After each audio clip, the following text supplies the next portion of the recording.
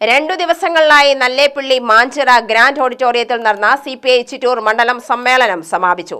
സമ്മേളന സമാപന യോഗത്തിൽ പൂർവ്വകാല നേതാക്കളെയും SSLC +2 പരീക്ഷയിൽ ഉന്നത വിജയം നേടിയ വിദ്യാർത്ഥികളെയും ആദരിച്ചു.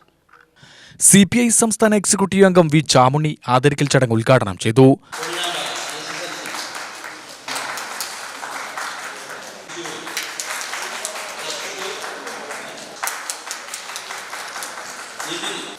ഉന്നതമായ മാർക്കുകൾ വാങ്ങി കൂടുതൽ ഉന്നത മേഖലകളിലേക്ക് കടന്നു ചെല്ലാൻ വലിയ പ്രതീക്ഷയോടെ നിൽക്കുന്ന വിദ്യാർത്ഥിനികളെ അനുമോദിച്ച ചടങ്ങാണ്, അഭിനന്ദിച്ച ചടങ്ങ്.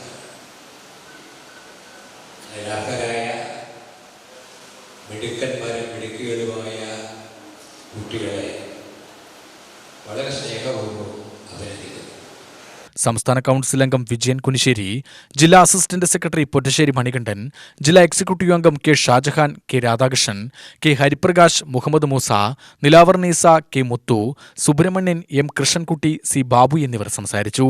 ചിറ്റൂർ താലൂക്ക് ആശുപത്രിയുടെ ആധുനിക സൗകര്യങ്ങളും സേവനങ്ങളും ജനങ്ങൾക്ക് എത്രയും വേഗം ലഭ്യമാക്കുക, ക്ഷീരകർഷകരെ സംരക്ഷിക്കുക, മിച്ചഭൂമി വിതരണം പൂർത്തിയാക്കുക, വഴിയോര കച്ചവടക്കാരെ സംരക്ഷിക്കുക, ജൽജീവൻ മിഷന്റെ കുടിവെള്ള കണക്ഷൻ മുഴുവൻ കുടുംബങ്ങൾക്ക് നൽകുക, മേനോൻപാറയിലെ മലബാർ ഡിസ്റ്റിലറിയിൽ ബ്ലെൻഡിംഗ് ആൻഡ് ബോട്ടിലിംഗ് പ്ലാന്റ് പ്രവർത്തനം ആരംഭിക്കുക, RV പുത്തൂർ വഴി പൊള്ളാച്ചി പാലക്കാട് റൂട്ടിൽ KSRTC സർവീസ് ആരംഭിക്കുക തുടങ്ങിയ ആവശ്യങ്ങൾ സമ്മേളനം പ്രമേയത്തിലൂടെ ഉന്നയിച്ചു.